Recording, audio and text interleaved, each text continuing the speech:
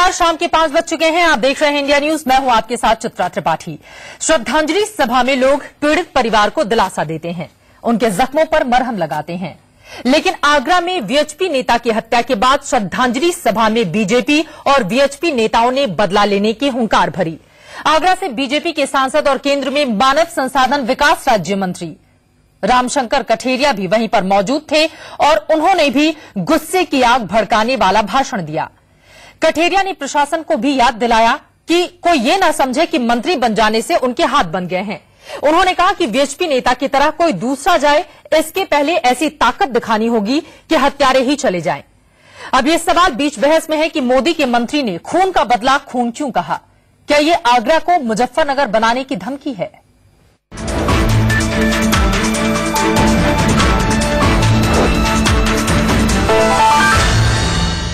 प्रशासन समझता होगा कि मैं तो मंत्री हो गया तो हाथ बन गए। ये है केंद्र सरकार में मानव संसाधन विकास राज्य मंत्री रामशंकर कठेरिया, जो आगरा के वीएचपी नेता अरुण माहौर को श्रद्धांजलि देने गए थे।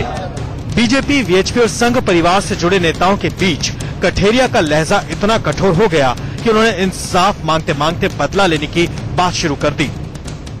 जो कुछ हिंदू समाज के साथ जो कुछ षड्यंत्र हो रहे हैं वो तो हमें जागरूक होकर समझना होगा और अपने आप को ताकतवर बनाना होगा। फिर तो ताकतवर बनाकर हमें संघर्ष करना होगा और ये संघर्ष की हमने शुरुआत में नहीं की तो आज एक हो जाए, कल कोई दूसरा हो जाएगा। इसलिए दूसरा हो जाने से पहले हत्यारे ही चले जाए तो सरकार की गुरुवार को आगरा में वीएचपी नेता अरुण माहौर की हत्या कर दी गई थी। इस हत्याकांड के विरोध में रविवार को श्रद्धांजलि सभा बुलाई गई थी, जिसमें जमकर भड़काऊ भाषण दिए गए। 158 केसेस ये तुम हत्यारों पर नहीं बनेंगे। अब हम उन केसेस को तुम्हारे पास नहीं लेकर आएंगे। अब उन फाइलों को हम तुम्हें दबाने नहीं देंगे।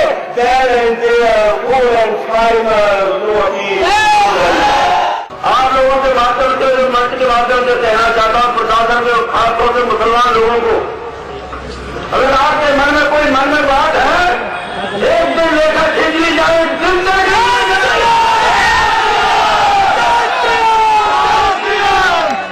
और उसने हिंदू समाज की शक्ति को देख लिया है। प्रशासन ने जिस बात की बात की है, उन्होंने कहा हमने 15 लाख रुपए दे दिए।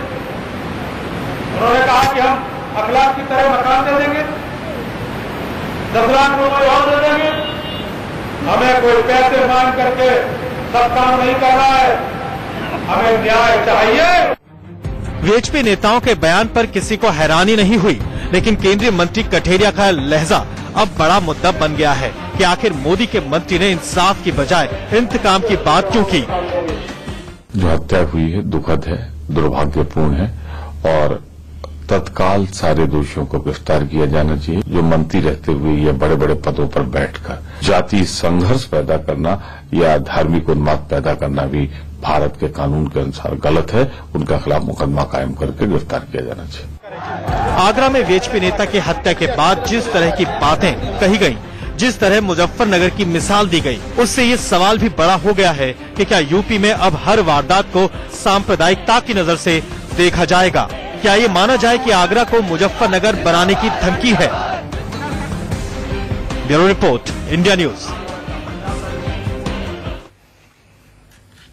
अब सवाल ये खड़ा हो रहा है, क्या इस तरह की भाषा से 2017 विधानसभा चुनावों की तैयारी कर रही है बीजेपी, और जब मंत्री ही आग में घी डालने का काम करने लगे फिर क्या हो। इसी मुद्दे पर हम बीच बहस की शुरुआत करेंगे। 3 बेहद खास मेहमान हमारे साथ जुड़ चुके हैं, उनका परिचय आपसे करवा देती हूं। बीजेपी की नेता शाहना एनसी इस वक्त हमारे साथ मौजूद हैं। भुक्कल नवाब साहब समाजवादी पार्टी के सीनियर लीडर और वीएचपी विश्व हिंदू परिषद के स्पोक्सपर्सन विजय शंकर तिवारी जी नोएडा स्टूडियो में हमारे साथ जुड़े हुए हैं। शाहना, सबसे पहले आपसे मेरा ये सवाल है, हर चीज में बीजेपी को सांप्रदायिकता ही नजर क्यों आती है? और ये मंत्री का कोई बयान होता है, हमें पूरी ताकत दिखानी होगी, एक आज गया है कल दूसरा जना ना जाए, इस वजह से हमें अपनी पूरी ताकत दिखानी होगी, पहले ये हत्यारे ही चले जाएं, तो इस तरह की बात कोई नहीं करेगा। क्या एक मंत्री इस तरह के बोल सकता है? देखिए, सबसे पहले तो एक हत्या होती है और ये भी आगरा जैसे शहर में दिन दहाड़े, और वो एक नेता का जिसके व्यक्तिगत राय, मत भेद, विचारधारा को एक बार आप अलग से रखें तो ये एक लॉ एंड ऑर्डर सिचुएशन है। जब मंत्री आते हैं वहां आगरा में तो वो धमकी नहीं देते हैं और वो कोई बगावत के मोड में नहीं है। बिल्कुल धमकी दे रहे हैं। शायना, आपने हमारी रिपोर्ट में देखा वो बिल्कुल धमकी दे रहे हैं। सवाल यह है क्या 2017 की तैयारी इस तरह से बीजेपी करेगी? सुना जो देखिए, आप राजनीति ला रहे हैं। जब कोई भी व्यक्ति का देहांत होता है, समझ लीजिए कोई बीमारी से, तो प्रतिक्रिया बिल्कुल अलग होती है। लेकिन जो किसी की हत्या की जाती है और वो भी दिन दहाड़े और वजह बिना, तो हिंदुस्तान में कानून का राज चलता है ना शायना। मुझे लगता है खून का बदला खून, ये कौन सी भाषा है? कानून, हम तो एक लोकतंत्र में रहते हैं। लेकिन कौन अगर मंत्री ही भड़काएगा लोगों को, तो आपको पता है आगरा में आगे आने वाले दिनों में स्थिति कितने खराब हो सकती है। देखिए, ये आपका विश्लेषण है। जहां तक हमारा विश्लेषण है ये है कि अन्याय हुआ है। अन्याय के जगह न्याय की आवश्यकता है और इस न्याय को देने के लिए हम सब एकजुट खड़े हैं। न्याय क्या बीजेपी करेगी? आप देखें तो मुझे लगता है कि क्या इस तरह से न्याय करेगी बीजेपी? देखिए, आपको जो लगता है कि एक धमकी, जहां एक संवेदना के साथ एक नेता की हत्या की जाती है, तो वो भावुक होने के साथ साथ एक गुस्सा भी हो सकता है, वो स्वाभाविक है। लेकिन कोई नहीं कह रहा है कि कानून कायदे को हाथ में लीजिए। अरे साफ साफ कोई नहीं कह रहा है 5,000 लोगों की भीड़ में सीधे भीड़ को उकसा रहे हैं। और हैरानी तब होती है कि जब 2-2 सांसद बीजेपी के मंच पर मौजूद हों। और इसी वजह से क्यों नहीं माना जाए कि बीजेपी सीधे सीधे लोगों को भड़काकर अपनी राजनीति को चमकाने की कोशिश कर रही है। लौटती हूं शाना में आपके पास। भुक्कल नवाब साहब, मैं सीधे आपका रुख करना चाहूंगी। दरअसल मौका तो समाजवादी पार्टी ही देती है। अगर लॉ एंड ऑर्डर की स्थिति खराब नहीं होती तो इस तरह की स्थिति आगरा में पैदा नहीं होती, और इसी वजह से बीजेपी को मौका मिल गया है कम्युनल कार्ड खेलने का। तो जिम्मेदार तो आप लोग भी हैं।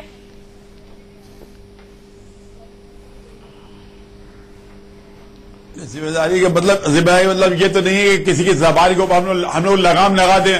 और जिस तरीके शायरा जी कह रही हैं और जिस तरह से ये बयान कर रही हैं, जिस तरीके से ये बखान कर रही हैं और जिस तरीके ये बचाने की कोशिश कर रही है कि खून का बदला खून, इनके नहीं समझ में आता क्या होता है। आज तक ये नहीं समझ में खून का बदला खून क्या होता है। ये लोग तो ये है, बीजेपी जो है, बीजेपी का हम आपको बता दें कि ये लोग ये समझते हैं कि जिस तरीके से अगर किसी को चाय के ऊपर हम बुलाते हैं और उसके बाद चाय पे बुलाते हैं तो उसको मेहमान, और वो जो है चाय का नाश्ता करता है, जो होता है वो खाता है, उसका पूरा तैयार होता है। ये बीजेपी वाले वो लोग हैं जो नाश्ता तो करते हैं और नाश्ता जो आपको पहले ये जवाब देना चाहिए कि आपके उत्तर प्रदेश में लॉ एंड ऑर्डर सिचुएशन क्यों नहीं है। दिन दहाड़े अरुण की हत्या हो जाती है और आपके पास कोई प्रतिक्रिया नहीं, क्यों हुआ, कैसे हुआ, और उसके बाद आप हमें प्रवचन दें, वो शोभा नहीं देगी आपको। बीजेपी वाले ये राम मंदिर, भगवान श्री राम जी मर्यादा पुरुषोत्तम राम का ऊपर के नाम के यहाँ आपके प्रदेश में law and order situation Ram पर नहीं जाते हैं। भुक्कल नवाब साहब, मेरा सवाल आपसे ये है, आप उत्तर प्रदेश में क्यों नहीं माना जाए कि जंगल राज कायम हो चुका है? दिन दहाड़े एक व्यक्ति की हत्या कर दी जाती है और आप लोग राजनीति करते हैं इस मुद्दे पर। इनकी भाषा है, नहीं भुक्कल साहब, भाषा है, ये बीजेपी की अपनी भाषा बोल रही है। भुक्कल साहब, यहाँ के ऊपर जी, कानून व्यवस्था तो आपके पास है, क्यों नहीं माना जाए कि उत्तर प्रदेश में जंगल राज कायम है? हर रोज इस तरह की खबरें आती हैं और आगरा तो दिल्ली से बहुत ज्यादा दूर भी नहीं है। दिन दहाड़े अगर एक व्यक्ति की हत्या कर दी जाती है तो उसके लिए आप लोग जिम्मेदार क्यों नहीं हैं? स्थिति इतनी ज्यादा विकट क्यों होती जा रही है यूपी की?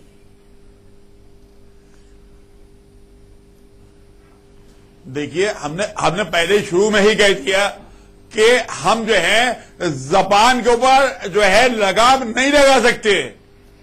हमको क्या मालूम कि क्या बोलने वाले हैं, इस तरह की भाषा ये बोलेंगे भी करेंगे के ऊपर आप लगाम की तो बात ही कहा है। बात यह है भुक्कल साहब उसके मर्डर के एक दिन पहले वो थाने में गए थे, अरुण महावर थाने गए थे, वहां उन्होंने रिपोर्ट लिखाई, इसके बाद दूसरे दिन हत्या हो गई। हम लोग लॉ ऑर्डर तो ऐसा है कि अभी पीलीभीत के अंदर जो हवा पर लांछन लगाया गया। अरे हम पीलीभीत क्यों जाए भुक्कल साहब, हम तो आगरा की बात कर रहे हैं। चलिए लौटूंगी मैं आपके पास। कानून व्यवस्था बहुत ज्यादा खराब है उत्तर प्रदेश की, बताने की जरूरत नहीं है, दर्शक खुद समझते हैं। महिला को मार दिया गया, आपको जवाब देते बन नहीं रहा है, इस वजह से आप दूसरी जगह जा रहे हैं। ठीक है, लौटेंगे आपके पास। लेकिन विजय शंकर तिवारी जी के अंदर है, शायना लौटती हूँ। भुक्कल साहब किया गया था व्हाट्सएप के ऊपर, वो हैदराबाद का जी कि उनके प्रदेश में क्या दिन दहाड़े किसी की भी हत्या हो सकती है क्या? और हो सकती है तो क्यों? कहाँ है लॉ एंड ऑर्डर? मतलब ये नहीं है। अरे लांछन की तो बात ही नहीं है भुक्कल साहब, मेरी बात तो सुनिए आप पहले। भुक्कल नवाब साहब, दिन दहाड़े उत्तर प्रदेश में अगर एक व्यक्ति की भी हत्या होती है तो उसके लिए जिम्मेदार कौन होता है? सरकार की स्थिति इतनी विकट हो चली है कि कानून व्यवस्था आप लोग नहीं संभाल पा रहे हैं, इस बात को मानिए आप। चलिए लौटूंगी मैं आपके पास। लेकिन विजय शंकर तिवारी जी, वीएचपी के लोग भड़काऊ बयान हर जगह क्यों देने पहुंच जाते हैं? आपके दो नेताओं का मैं बयान यहां पर कोट करती हूं। एक वीएचपी के नेता है अशोक लवनिया, उन्होंने कहा कि माथुर की 13वीं के दिन हम उनको मारने वालों की खोपड़ी चढ़ाएंगे। पहला मेरा सवाल, खोपड़ी किसका और कहां से लाएंगे आप? दूसरा सवाल, आपके जनरल सेक्रेटरी हैं वीएचपी के सुरेंद्र जैन, जिन्होंने एडमिनिस्ट्रेशन को ही सीधे धमका दिया है और ये कहा है कि आगरा को मुजफ्फरनगर बनाने की गलती न करे सरकार। ये क्या है? चित्र उन्होंने बिल्कुल ठीक कहा। क्या ठीक? बिल्कुल नहीं, उन्होंने कहा कि सरकार कहां से लाएंगे? नहीं, उन्होंने क्या पहला कहा? सवाल, नहीं, उन्होंने कहा क्या? मैं माथुर जी की 13वीं पर खोपड़ी लाने की बात कर रही है आप लोग। मैंने दोनों सवाल सुन लिए, दोनों के उत्तर मैं आपको देता हूं।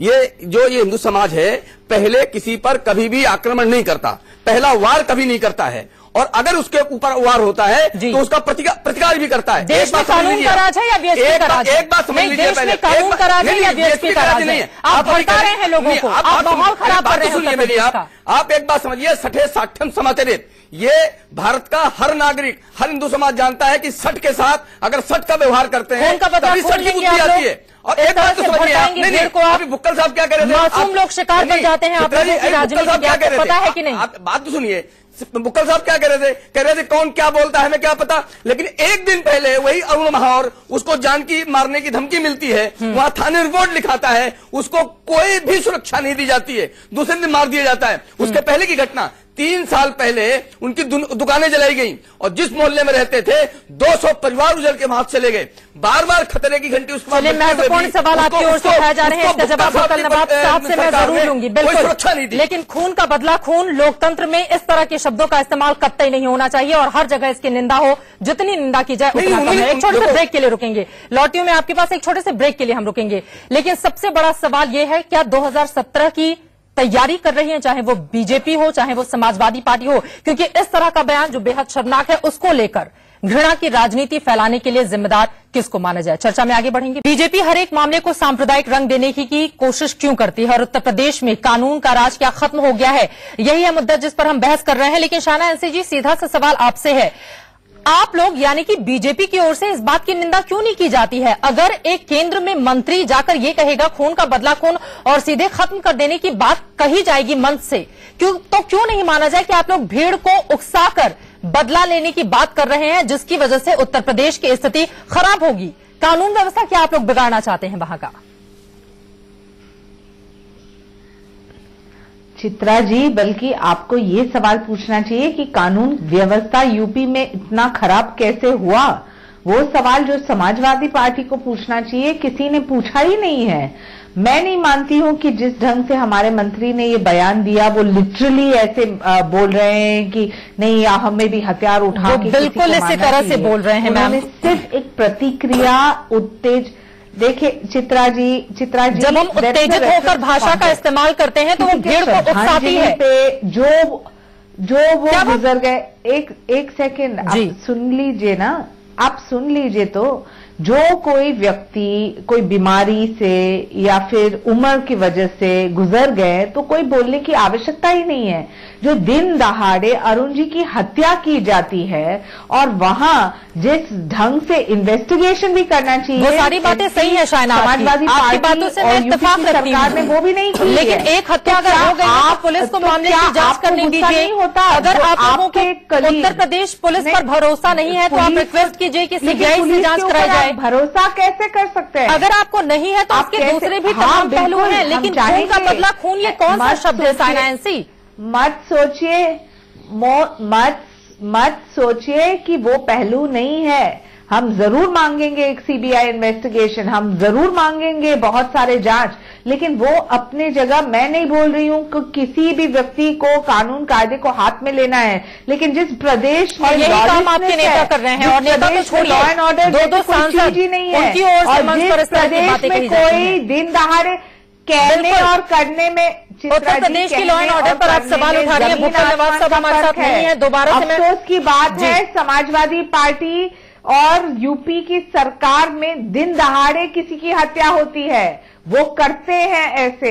हमने सिर्फ एक प्रतिक्रिया जताई जो एक गुस्से के माहौल में, जिस लेकिन प्रतिक्रिया इस तरह की नहीं होती है, प्रतिक्रिया बिल्कुल इस तरह की नहीं होती है। विजय शंकर तिवारी जी, एक छोटा सा जवान नागरिक की हत्या होती कमी है जी। नहीं, आपको लगता है चित्रा कि जो वहाँ भाषण दे रहे तो उनको ये कहना चाहिए कि एक मर्डर हो गया, घर के अंदर घुस के बैठ जाओ? नहीं, तो क्या सरकार की जिस प्रकार की प्रक्रिया चल रही है, मुजफ्फरनगर में भी क्या हुआ? आपने कहा कि मुजफ्फरनगर, मैंने नहीं, आप लोगों ने कहा है। मुजफ्फरनगर की आपने के नेता ने आपने मुजफ्फरनगर घटना देखी? पहले हमने कोई प्रहार नहीं किया, हिंदू समाज ने कोई प्रहार नहीं किया, लेकिन एक बात समझ लिया, बार बार जो उन लोगों ने मंच से कहा, वो यहां से भी कहते हैं कि जो मुजफ्फरनगर दोहराने की कोशिश न की जाए। दूसरी बात, आप लोग खून का बदला खून लेंगे। दूसरी बात चित्रा, नहीं, अब वक्त की कमी है, इस वजह से माफी चाहती हूं आप लोगों को जल्दी से। ये कहां गई मायावती जी? ये भी दलित नेता था, लेकिन जो दलित नहीं था हैदराबाद का, उसको दलित कहकर रो रही थी। क्या उत्तर प्रदेश का दलित नहीं होता है?